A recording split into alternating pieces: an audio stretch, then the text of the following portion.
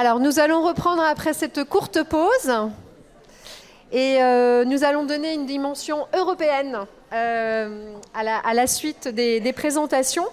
On a le plaisir d'accueillir deux collègues régisseurs et qui sont en gestion de centres de conservation et d'études. Donc, une petite inversion par rapport au programme initialement prévu. On va d'abord écouter Wim Heuben, qui vient d'Amsterdam. Donc, Wim est responsable du Collectiecentrum Nederland, ou le CCN d'Amsterdam. Le CCN, pour vous faire un petit topo, parce que de présentation avant en français, Wim va nous faire sa présentation en anglais.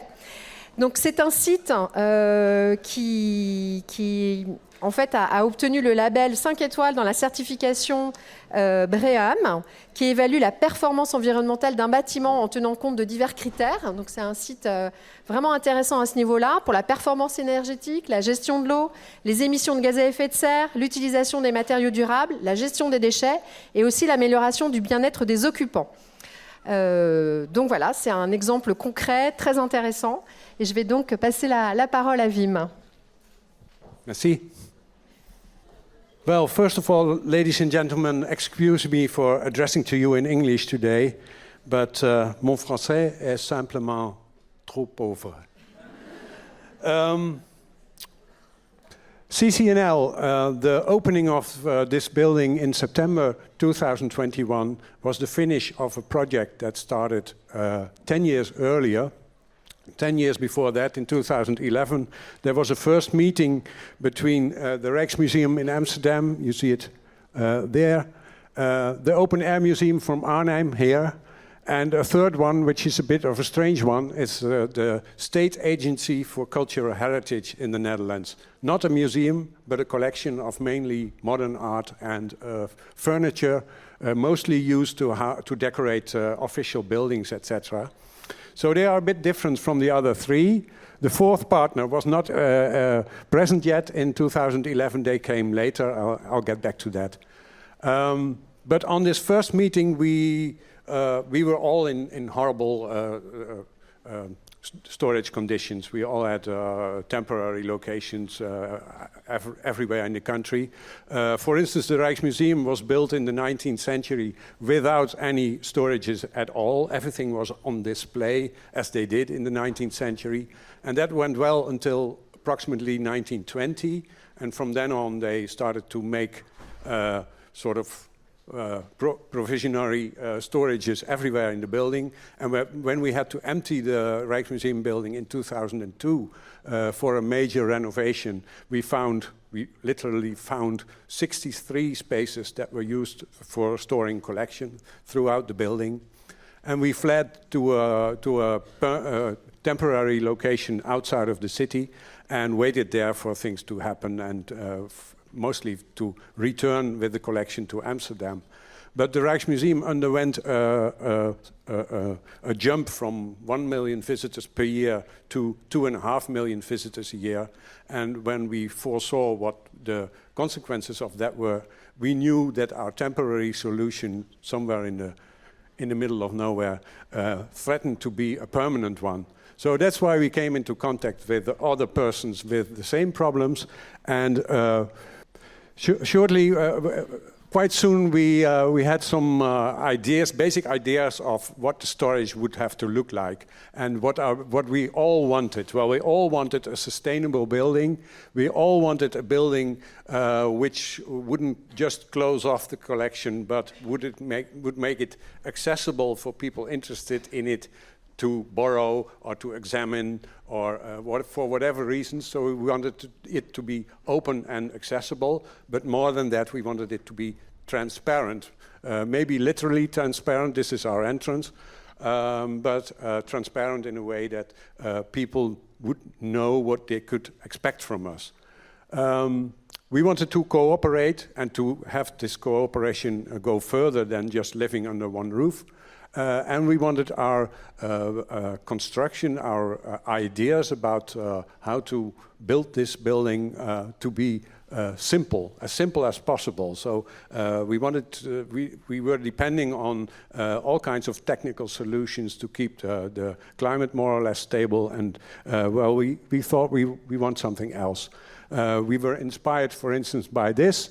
On the left, you see termite mounds in Africa, which are built in such a way that they make maximum use of the wind and the sun to stabilize the inner climate. And these little insects, they can open sort of doors and close off others in order to keep where the conditions outside may vary during the day and during the night extremely. Inside it will stay as constant as possible. The other inspiration came from the west of England, where they have salt mines. These salt mines are still in use to get salt out to throw on the roads in winter. So the space gets bigger and bigger, and they use them. They are 800 meters below street level, and they use them to house official British archives. The climate is extremely stable there, and of course it's very well protected against theft, for instance. So that was also something to think about. Well, we don't have any mines in the Netherlands, and we don't have any grottos, but our building is sort of an imitation of that. This is a photo taken a few weeks ago. As you can see, the building consists of 3 parts. This is an office area, this is a working area, and this is the storage itself. And I brought this image to show you how sustainable we are. We have a lot of solar panels on our roof. The rainwater that falls on our roof, and I calculated that it is 11.5 million liters per year. We use it to flush the toilets, well, not all those millions of liters. And the rest goes into this pond. And from this pond, it goes into this area, which is called a wadi. And the wadi has been made there to protect us. In the first design, this was all concrete slab. And, well, this prevents us from throwing the rainwater directly into the sewer. And it creates a sort of nature area around us, which has also a cooling effect on the interior. I was a bit frightened about insects crawling in, but this storage is airtight, so we don't have any problems with it. I had expected that, but it didn't give any problems. Anyway, about this pond. So it's a retention basin for rainwater that comes in large quantities, especially this year. It's also a supply of firefighting water, just in case. And it's a nice garden area for the staff to recreate. And finally, this island here is the only location on the entire terrain where you are allowed to smoke. So we have our own smokers' island. Here again you see our core values again. We wanted it to be not frightening but welcoming. Well, those are the people welcoming you when you come in. We wanted it to be transparent, so there's nothing secret going on. You look right into the conservation studio, which is in the heart of the working area. I already told you that we are sustainable, so we create our own energy. And what is most important is that we have not only put 4 collections together, but also 4 teams responsible for handling these collections. So we have one storage team consisting of 15 people, 13 storage workers and 2 coordinators, and they do everything. They are responsible for everything that goes on with collection on this location. So they not only do the art handling, but packing and unpacking, the inner transport, the registration of the location of things, and the cleaning of the storages. So we act as if we are one organization, where in fact we are not. We couldn't make a new entity because the state Agency for Cultural Heritage is a government organization, and the other 3 are foundations, so it was difficult to create a new entity. In the end, the simplest solution was that one of the 3 would be the owner of the building and charge the other 3. It's just when you go out for dinner with 4 people, one of the 4 picks up the bill and charges the other 3. Now, that's how we solved it. So the Rijksmuseum is the owner of the building, and they take care of certain basic things like cleaning, maintenance, security, everything that has to do with permits, and IT, and charge the other 3 for these services. And the amount that they have to bring up yearly is depending on the percentage of space that they use in the storage. So if one of the 4 collections uses 28% of the storage space, they pay 28% of the yearly costs. Well, we have 39 storages on 4 floors. They all look different. We get some visitors. We are not open like the new storage from Boijmans in Rotterdam, for instance. We don't sell tickets and we don't do tours, but we get a lot of attention from student groups and professionals and individuals, and so we want to show things. We want to have the collection as visible as possible. That's not always the case. We have 39 storages, and some of them are quite nice to look at. This is a painting storage for 17th century paintings. We have 6 painting storages, and we have storage for very big objects. We have, well, this is from the Open Air Museum mainly, so we have a combination of all sorts of collections, I might say. And for instance, this one on the left, you see a textile storage. Well, that's not much to see there. There are a lot of objects, but you can't see any of them. On the right, we have one of the 39 storages is what we call study collection of furniture, and that is almost a museum without text signs. So we consume a little more space on some location, and then on others we gain it back from going as economical as possible. This is the layout of the building. As I said, it consists of 3 parts. That was one of the first ideas we had, and one of the best, I might say, because there's a part for people. This is the office area. There's a part for collection. This is this area, and there's the in-between. Our inspiration came from a typical farmhouse in the Netherlands called Head, Neck and Body. You see it here. When the farmers gained a little wealth, they didn't want to live in between the cattle anymore, so they created their own home in front of it, and they had this little neck to connect it to where the stock was. Well, that's how we did it, only our little neck became an enormous neck. Here is the conservation studio, consisting of 2 parts, one for 2D and one for 3D. This is mainly for paintings, and this is mainly for furniture and sculpture, etc. It can be used by 4 organizations. All this has to do with logistics, and here there's, for instance, a big photo studio. Well, we got a very high score for sustainability, which 5-star BREEAM, and we were very proud of it, of course. But this also gave some obligations. So when we have a sustainable design in a sustainable building, we have to do something about how we work. So we are now at the moment looking at, for instance, packing materials, etc.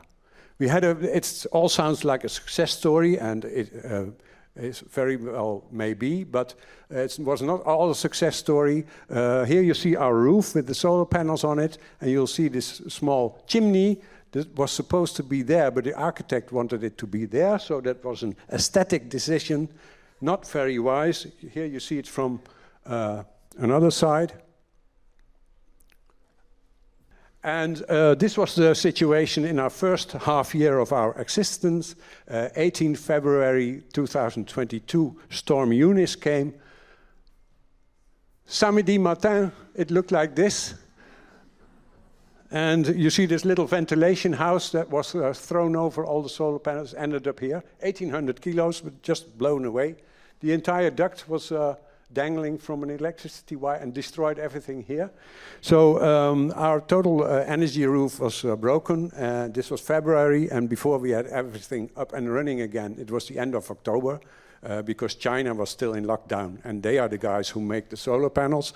So that was our energy year 22, and that set us to an idea of keeping track of where our energy goes to. This is the percentage of space that each of the building parts takes. So this is 3% of the space, this is 82% of the space. And if you look at energy, 75% of the energy goes to 15% of the building. And here, this 82% of the building only uses 20% of the energy.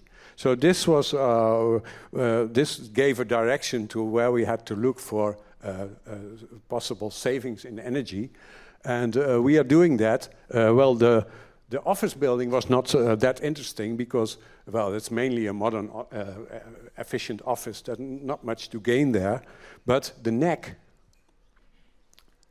has a lot of big openings to the outside, and it has a very high spaces, and there are a lot of spaces that have a very strict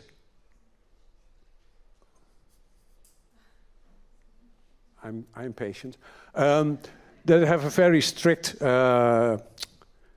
bandwidth of climate. For instance, the photo studio, the objects can be there without packing, so it has to have a very strict climate. And we have a lot of these spaces. The conservation studio is also very big. And a third reason why this neck is so energy consuming is that we have certain special installations there, like this one. This is our quarantine area with 2 anoxia rooms. You see the lights, one of them is in use. And this is a freezer where it's -20. And this is a room where we could use with poisonous material, but we don't do that anymore, in fact. But these installations consume a lot of energy. So we are now focusing on what we can improve in this neck on energy consumption. And we are also looking at having solar panels on the low roof. In 2017, when our building was designed, the solar panels were quite expensive. They were also quite heavy. And so we could lay them on the high roof, but we couldn't lay them on the lower roof. And we are now looking to again calculate what the investment should be. And we want to do it in combination with the battery because the energy company is not that keen on buying back energy during the summer. Thank you.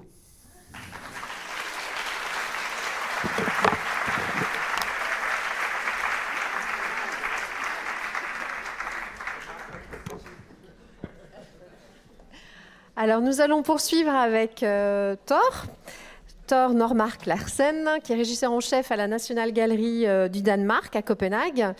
Un petit mot aussi pour vous expliquer pourquoi j'ai soumis l'intervention de Thor à toute l'équipe du CA qui organisait les JE. C'est parce qu'on est en réflexion au sein du groupe européen des associations de régisseurs sur l'idée d'une déclaration commune qu'on pourrait faire sur l'évolution des normes climatiques au sein de nos musées au niveau de la gestion, parce qu'on estime qu'on est vraiment à la manœuvre aussi en tant que régisseur. Et Thor avait déjà présenté un premier propos aux ERC, donc à la conférence européenne des régisseurs de Strasbourg en 2022. Le travail se poursuit au sein du groupe et donc Thor a aussi progressé dans l'approche qu'on souhaiterait avoir et on espère pouvoir aboutir pour les prochaines ERC qui auront lieu à Rome en novembre 2022. Voilà, donc je te laisse la parole, Thor. Merci beaucoup. Thank you so much. Oui, pardon, je n'ai pas compris. Oui, je m'appelle Thor Normark Larsen. Je vais parler anglais aussi parce que ça va être trop humiliant de continuer avec cet accent. Pardon. So, I'm the head registrar of Statens Museum for Kunst, the National Gallery of Denmark, and I tried to find this the most sexy title I could find for you. So this is the one. So I'm going to talk about two different subjects. It's the climate strategies in Danish museums, and it is the European Registrars Group's Declaration on Climate Control. So I had this presentation, as you said, in Strasbourg. The title was Better, The Myth About the Perfect Climate, and it was really about how to share the idea about the Bissau climate with my colleagues and see if I could get some more people aboard, trying to change our parameters for the climate inside the museums. So my presentation is not so much on storage, but also on the museum building, the exhibitions, and our collections. So I don't know how many of you that already know the Bissau climate ranges. Can you raise a hand if you know about it? There's quite a lot. Yes, wonderful. Thank you for the ones not knowing about it, then I can tell you. We have the classic or traditional climate that everybody knows about. It's written in all our loan agreements. It's 50 plus minus 5% humidity and a very stable temperature around the 20 degrees. The Bissau Green Protocol had their guidelines in 2015, and that's around the time where I started to get interested in this area. The interesting thing is it's been around since 1994, the ideas about this broader climate. What they propose is a climate between 40 to 60 degrees and a temperature between and a temperature in the range of 16 to 25, and a wider range of fluctuation, so 10% instead of 5%. Yeah. So it's always about the idea that the conservator should look into the single object and decide if it's okay or if it's a very fragile work. Also, ICOM and IIC had a declaration saying that we need to reduce the carbon footprint, and this is what all my colleagues before me just talked about. It's also been around for a while, since 2014. And we should try to use these more passive ways of dealing with climate, which my colleagues also have spoken really perfectly about. So, since that presentation in Strasbourg, there was a climate control conference online for 2 days in 2022. There's been so much interest about the wider climate that I presented in Strasbourg. And then we started in Denmark a Kai Futures project. And I know some of you have heard about the Kai Futures. I think it's coming to France. Or at least it's being proposed that 10 museums, at least here in France, will also participate in this project. I forgot to say that the Bissau Green Protocol was updated in 2023, among other things about couriers and things like that.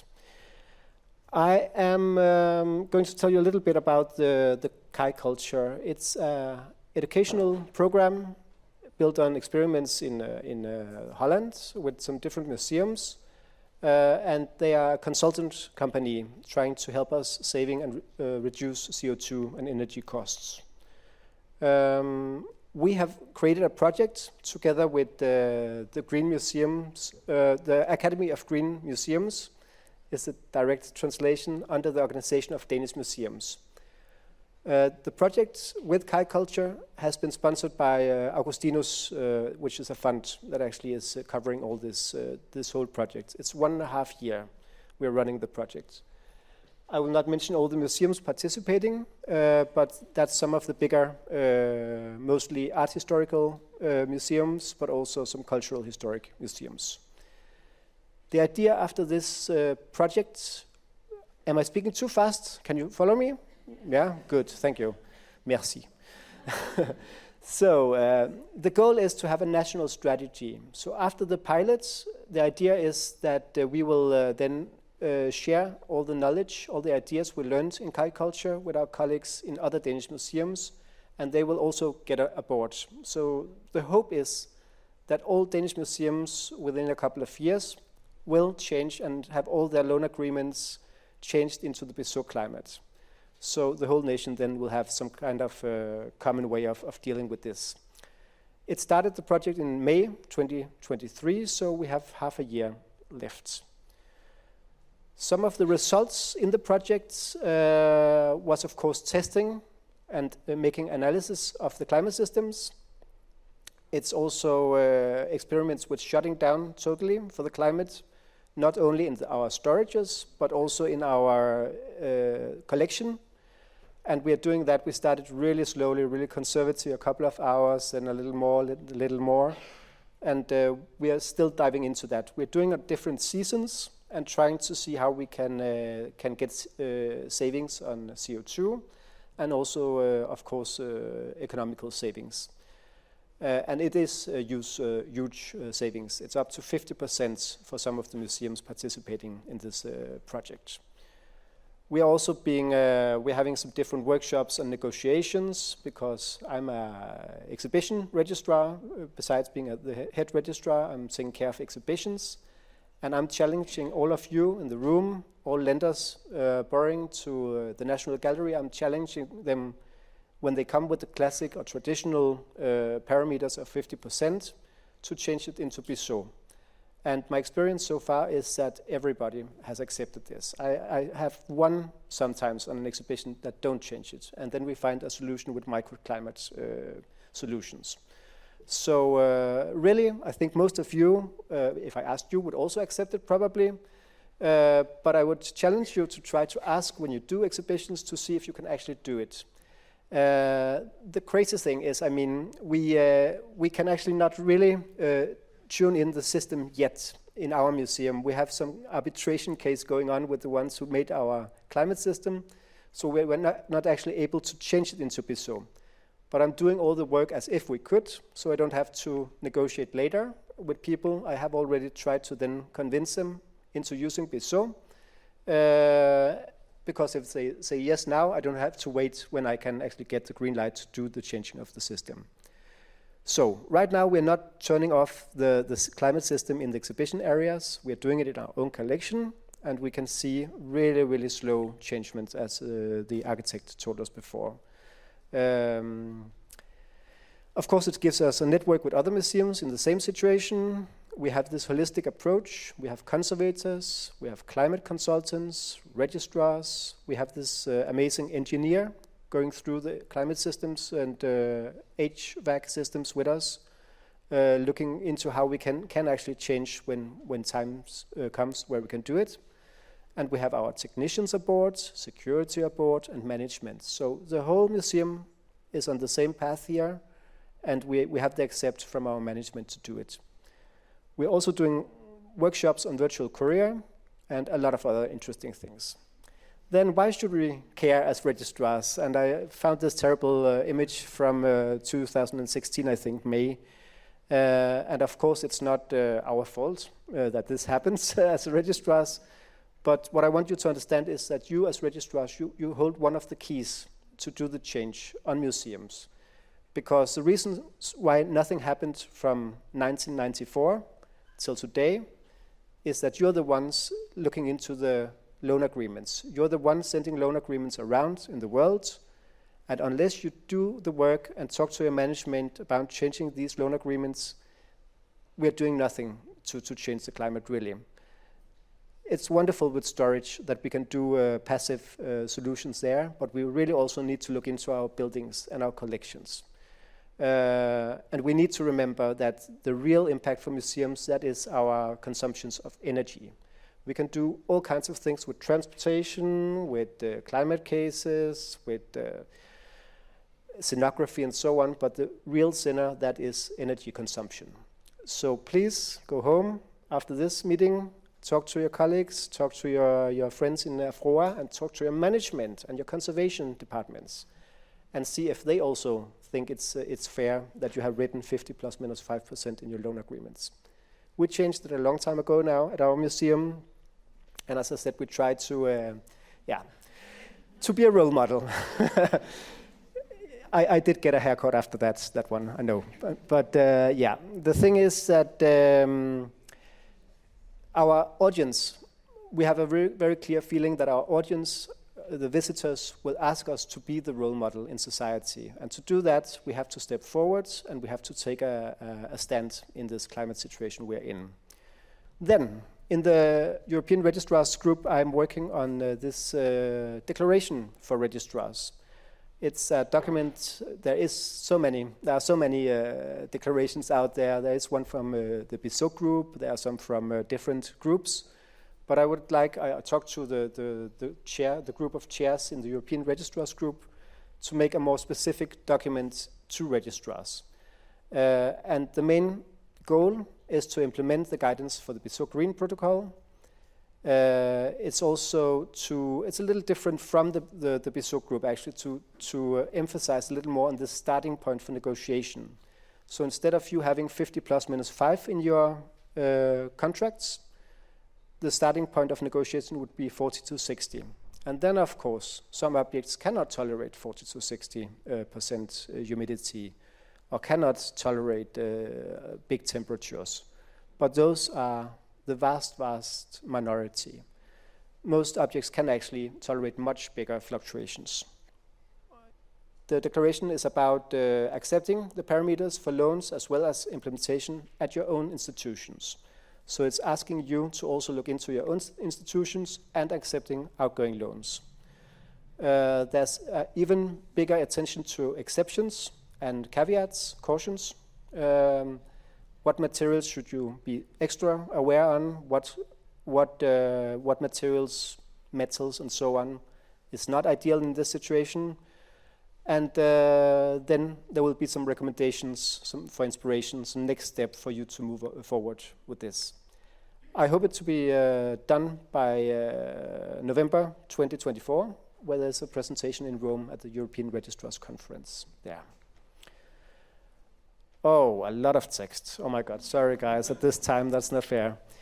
Well, what we know as registrars that the BISO group might not know is that, I mean, it's fine to take a starting point in every single object and knowing the history and so on, but when we're having an exhibition, we really need as many objects as possible to be within the same level. And that's also why we all loved the old traditional level with 50 plus minus 5, because everybody knew about it and everybody followed that. I know it was a myth, most people couldn't do it, but we told each other we could do that, so that's great. So let's see if we can broaden our parameters a little bit, making it a little more accessible, stopping lying to each other about the real climate at the museums, finding microclimate solutions when it's necessary. And they are very sensitive works, so of course we have to do that, or we simply have to decide not to loan these works. Then there's a shift toward the broader climate parameters, and that is simply the highest impact we can make as registrars in our profession. So now is the time to act. Yeah, some of the challenges and some of the opportunities. The good thing is we can avoid sending all these stupid graphs to each other. I have wasted half my life as a registrar sending graphs to different institutions about our climate. And I would then like and ask you and engage you all to change your loan agreements. Be honest with yourselves. What climate can you actually hold at your own institutions? And then try to look into that. If you cannot change your own climate system at your institution, I would ask you to still change your loan agreements, because maybe other people can benefit from this. We have to see ourselves as more as one institution. We are one united world, and the savings that you can do in Paris or in Rome is also benefiting the world. So do look into your contracts. You will save energy on your climate system. It's more sustainable, it's more economical, it will save staff time, it will reduce unnecessary discussion and negotiation. That was it. Thank you.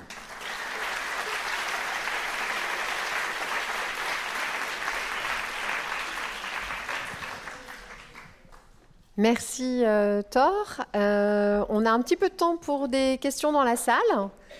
Donc si vous souhaitez réagir aux deux présentations de Wim et Thor ou apporter un témoignage par rapport aux conditions climatiques dans vos institutions, aux choses que vous avez pu mettre en place qui vont dans le même sens, ou aux réticences que vous observez. Vous pouvez poser vos questions en français. Si vous avez aussi des questions pour Hugues Fontenas qu'on n'a pas pu tout à l'heure. Pareil, si vous avez des questions pour les 3 précédents intervenants, donc sur les matériaux, sur la conception des réserves avec des nouvelles normes environnementales. Bonjour, j'avais une question concernant les réévaluations des fourchettes de climat justement dans les salles et notamment dans le cadre des expositions temporaires. Est-ce que vous ou quelqu'un dans la salle pratique cela et comment ça se passe par rapport aux prêteurs? Parce qu'ils viennent avec des exigences qui sont dans leur propre contrat de prêt. Et comment est-ce qu'on pourrait, avec pédagogie, leur dire que chez nous, dans notre musée qui est monument historique, dans un bâtiment du XVIIe siècle, que voilà, on est sur des fourchettes plus larges. Est-ce que c'est envisageable, faisable? That's a very good question. Merci. What I do is I have a written announcement, more or less, a standard mail I send to people pretty much. It's saying that most experts within the conservation world, centers such as the Getty Conservation Institute, Canadian Conservation Institute, and a number of big museum institutions have already adopted these parameters. And declare that it's really safe for most objects, of course. We still want to hear from their conservation staff, if they have one, with the lenders. If they have special knowledge about the work, then of course we will follow a more tight system. But most objects really can take these broader parameters. So I use science. I do a reference to these big conservation centers, and saying that they have been looking into this, made really heavy science. They made science on microwave level in objects where they could see no change at all for extremely big variations in temperature and humidity. Of course, there are wooden panels and things like that. You should be more careful, but that's how I describe it. In the Kai Culture Project, that is one of the things we're trying to also discuss and help each other with finding good argumentations and practicing in negotiating these levels. Yeah. Was that a good reply? Yes. A decent reply. D'autres questions? Oui, j'en ai là. Il faut voir cette évolution très intéressante sur les valeurs pour contrôler le climat. Tout est parti d'Angleterre. L'Angleterre, elle était première, à ma connaissance, à proposer une marge, spécialement pour l'humidité relative. Et ils l'ont proposé pour le climat anglais. Or, chacun sait que le climat anglais est particulier. Donc, ils l'ont proposé pour le climat anglais.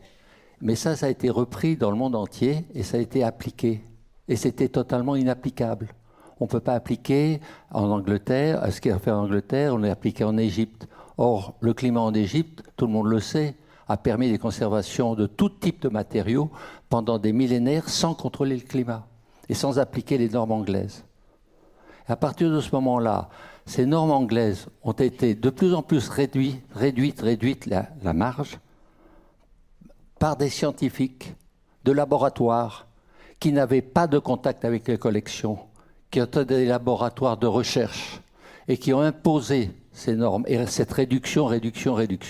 Et maintenant, grâce au Covid, on va finalement, et grâce au Covid et grâce aux variations climatiques extérieures, on va tout d'un coup redescendre dans la réalité et finalement, c'est vous qui êtes en contact avec les collections, qui peuvent donner les normes qui sont les meilleures parce que vous constatez ce qui se passe sur les collections.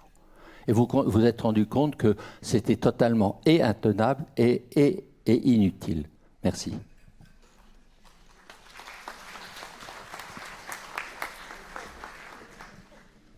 Merci, Monsieur de Guichin. Est-ce qu'il y a d'autres questions dans l'Assemblée? Non? Eh ben, merci Thor. Tu voulais dire quelque chose? Yeah, just the last part. I don't know if I catched everything because my alarm was sounding, so sorry about that. But you need to be extra aware also if you lend in from tropical areas such as Brazil or wherever, because if they are used to a range with 80% or so, then that is their normal range, and that you have to look into. So there are some areas we still have to investigate a little further, but do be aware of your own level of humidity, and yeah, a lot of objects can tolerate this. So the last thing maybe, do I have time? No. What do you think about the idea of a declaration for registrars? Is that a good idea or is it a waste of time? Oh, wonderful. Thank you. Et juste à titre personnel pour apporter mon témoignage, donc moi je travaille au musée d'art de Nantes, suite aux ERC de Strasbourg où l'intervention de Thor avait été pas mal suivie aussi et avait fait beaucoup discuter. J'ai moi-même proposé dans mon établissement à ce qu'on change nos données sur nos contrats de prêt et ça a été suivi et on observe ce qu'on en voit maintenant en fait, les 16-24, 40-60, en précisant bien que c'est des variations contrôlées, lentes, voilà, et que c'est quand même extrêmement rare qu'on atteigne ces extrêmes, mais la réception est plutôt bonne. On a pu avoir des demandes de précision, mais en face, on a des retours positifs parce que voilà, on est dans le réel, on est dans le concret et les autres prêteurs que l'on sollicite rencontrent les mêmes, sont confrontés aux mêmes problèmes que nous. Il n'y a pas de climat idéal dans les musées, on le sait tous. Voilà. Oui, mais il faut que tous les musées, du coup, appliquent ces normes, chère Céline. Mais tout à fait. Hein, tous les mais bon, c'est très bien que le 18-22 et 45... On ne l'a pas. Mais dans les contrats de prêt, il faut changer tout le monde. C'est ça, tout le monde, voilà. Mais voilà, exigez c'est un mouvement moins, de fond. exigez moins. Ah, il y a juste une question. On prend une dernière question, Nathalie. Ici, là. Et puis après, on va passer à la suite. Bonjour. Je me demandais en fait comment faire dans les contrats de prêt à partir du moment où on indique 40-60 pour que l'emprunteur ne comprenne pas qu'il peut descendre jusqu'à 30% et aller jusqu'à 70%, enfin que les variations... vu qu'il y a des variations, encore que ça ne va pas au-delà des chiffres qui sont mentionnés dans le contrat de prêt. Et alors, la deuxième chose, c'est il faut bien se rendre compte qu'il y a beaucoup d'assureurs en fait, qui mettent les variations de température comme exclusion dans leur clause. Donc, là aussi, il y a un double travail à faire. Il y a de la pédagogie à faire déjà. Voilà. Et puis, quand on mettait avant qu'on observait 18-22 et 45-55, voilà, comment être sûr que l'emprunteur ne faisait pas du 40-60 ou du 18-23-24. Là, pour moi, on est au même stade. Je trouve que c'est plus honnête d'élargir les plages par rapport à nos spécificités, à ce qu'on rencontre dans nos établissements. Voilà. Et puis après, nous, on n'a pas rencontré de problème particulier avec l'assureur à ce niveau-là.